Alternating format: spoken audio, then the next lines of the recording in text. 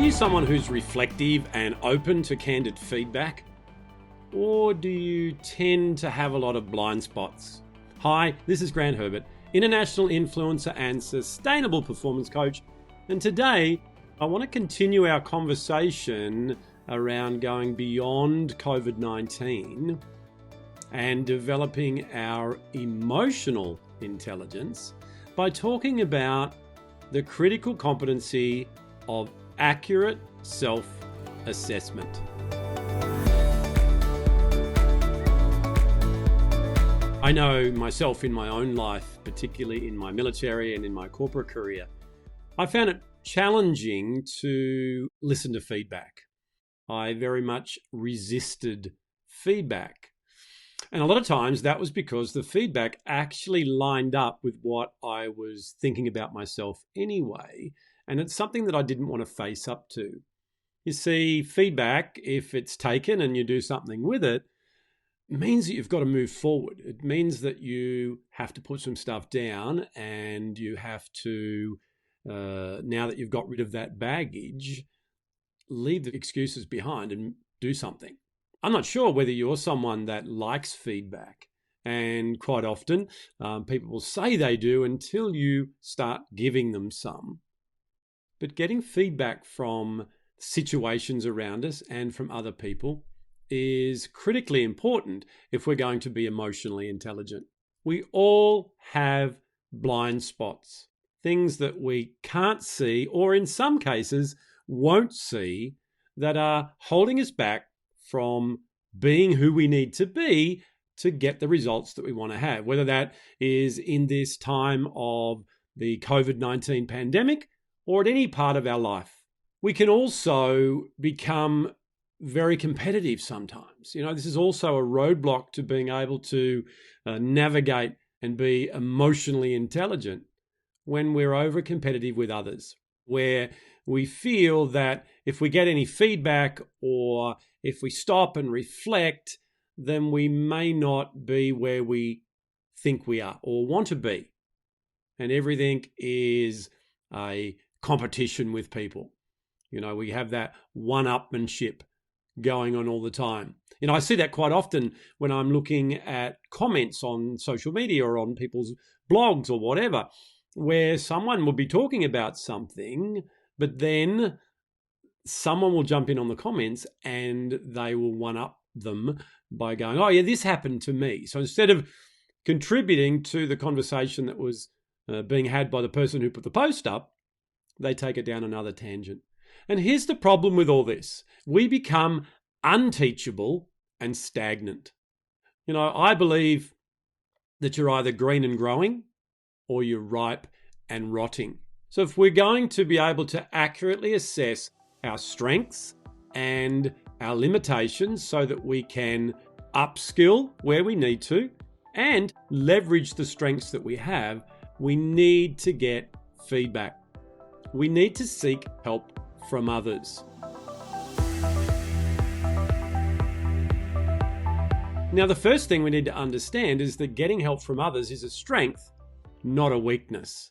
When we ask for help, when we ask for people's ideas, their perception, it tells them that we're interested in what they've got to say. And it tells them that we are human, we are real, that we make mistakes just like they do, and therefore they can help and be a part of our learning journey. It's all about incremental growth. So it's like a plant. When it first enters the ground as a seed, and it's in that good soil and it's watered and it seems to take a little bit of time, but then it pops up. But then we keep watering it, we keep having the sun on it, you know, we keep nurturing it and it grows a little bit more. And then it grows a little bit more and then it grows a little bit more. And I'm not sure if you've heard of the story of the bamboo tree, but it takes forever, years to come up out of the ground. And then it shoots up many, many, many feet in the air once it's done that. So as we become okay with getting feedback, we can be secure in that and know that not everyone's out to get us. It's not a competition. We don't need to be better than anyone else. It's just about where we're at in our journey. We can then be a lot more collaborative. and we can work with others, and our relationships grow, and it's a lot more fun. And the key to this is continuous improvement. As I said, we're not in a race. It's not a competition with others. And it's been said many times, and I agree with this, that, all I want to do is be a little different to the version of me yesterday. So whatever I learned from the feedback that was coming in from my results, from what was happening around me, or from others, means that I can just take another step towards the person that I want to be.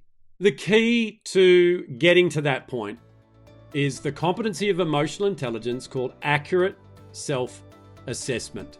And what I want to do is just unpack this week what this is and why it's so important. Accurate self-assessment is knowing your strengths and your limitations. It's knowing what you're good at, what is your genius, and what needs some work. And when we are accurately assessing, we have a great start point. There's been many times in my life where I've pretended, that old saying of fake it till you make it is not something that I would recommend. It's about being accurate to go, you know what? This is where I'm at, and therefore I need to grow in this area, rather than go, no, I'm further down the track than I really am. And then put under, yourself under a lot of pressure and expectation to be better sooner. So let me just unpack some key principles around this that will help you to be more accurate in your assessment. The first one I've talked a bit about already, and that is asking is a strength. A lot of people feel that if they ask others for help or they ask others' opinion, that they're going to get it. And if they ask people, then they're saying, I'm less than, I need you. And it's not the case.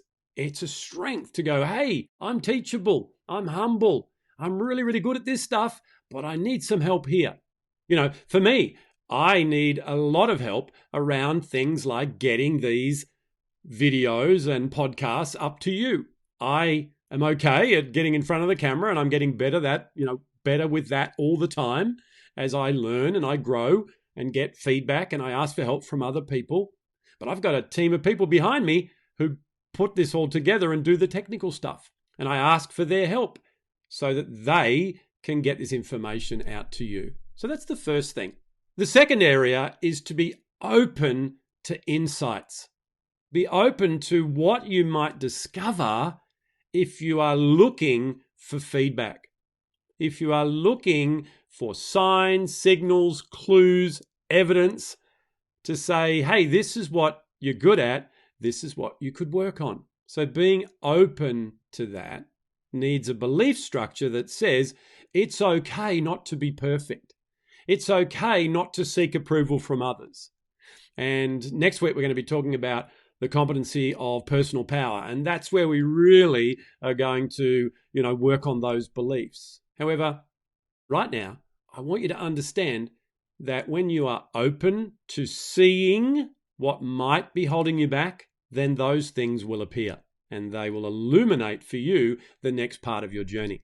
The third one is that it needs to be a defensive-free zone.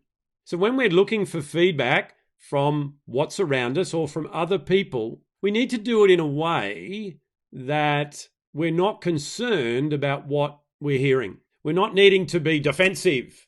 A lot of times people go, yeah, I love asking for feedback. I love people giving me feedback, until you give them some. And then as soon as you start giving them feedback, they go, hang on, but hang on. And they're defensive.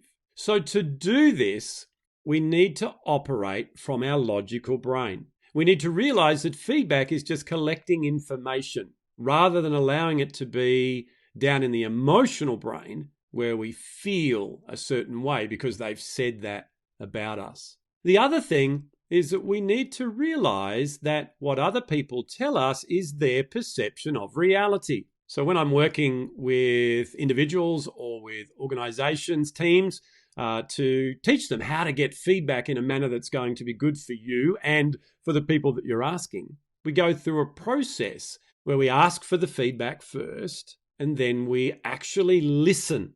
And we listen in a way that is non-defensive. It's, yeah, come on, let me just get this information from you so that I can process it in my logical brain. The next point is that getting feedback is a forward-focused analysis. So what we're doing is getting feedback that's going to help us on the journey ahead, rather than getting feedback and then letting it take you back into past failures, past memories, past beliefs, and give you further evidence that you're exactly the person who you feel you are. And you can see my demeanor drop as I did that. And I did it on purpose because we dropped down into the emotion of it. But feedback is for two reasons.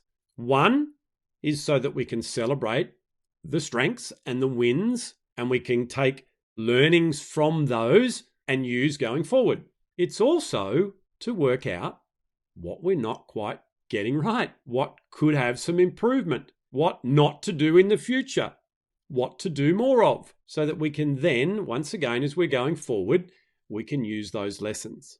And the last point that I want to get across to us is that it's all about being a lifetime learner. It's all about, as I said before, you're either green and growing or you're ripe and rotting.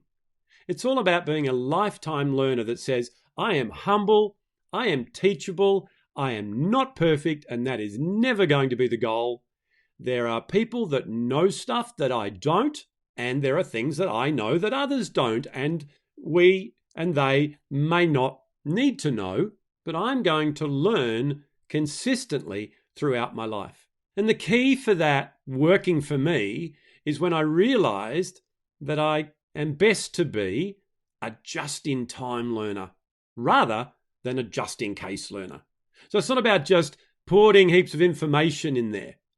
It's about what do I need to know right now for the next part of my journey. So there's some principles that'll help us to be more accurate in our assessment of our ability. See, people who are reflective and open to candid feedback develop an inner awareness of their strengths and their limitations. So they take on things that they are confident about and they get support and help within their limitations. A great tool to help you to work out your strengths and your limitations is the Johari window. And if you haven't heard of the Johari window, just Google it and you'll see that it talks about the fact that there are things that we see about ourselves that others don't. But there's also things that others see that we don't, and they're our blind spots. And then there's also things down in the subconscious that come up at the most inopportune times, usually, that we might need a coach to bring up and to work on. And hopefully I can be that for you and help you as we're going through this. Accurate self-assessment is a critical competency of self-awareness. Self-awareness is the first quadrant of social and emotional intelligence. I'm really excited right now in this time of COVID-19 to have invested a lot of time in the studio and put together an online course that helps you to become more self-aware and work on these competencies that we're talking about, and in a way that gives you exercises and activities so that you can then work on those, building those muscles of emotional intelligence rather than just get the information. And if you're interested in knowing about that, there's links here and just follow what we're doing. Emotional intelligence is one of the critical keys of being able to navigate COVID-19 in a way where we can stay in the logical brain, where we can control our thoughts, where we can recognize when we are catastrophizing or when we are thinking, saying, or doing things that are not going to give us the results that we want. So that's it from me for another week. Join me again next week when we continue our journey through the self-awareness quadrant of emotional intelligence by starting a conversation around what I believe the most critical component of emotional intelligence, and that is personal power. I'll see you then.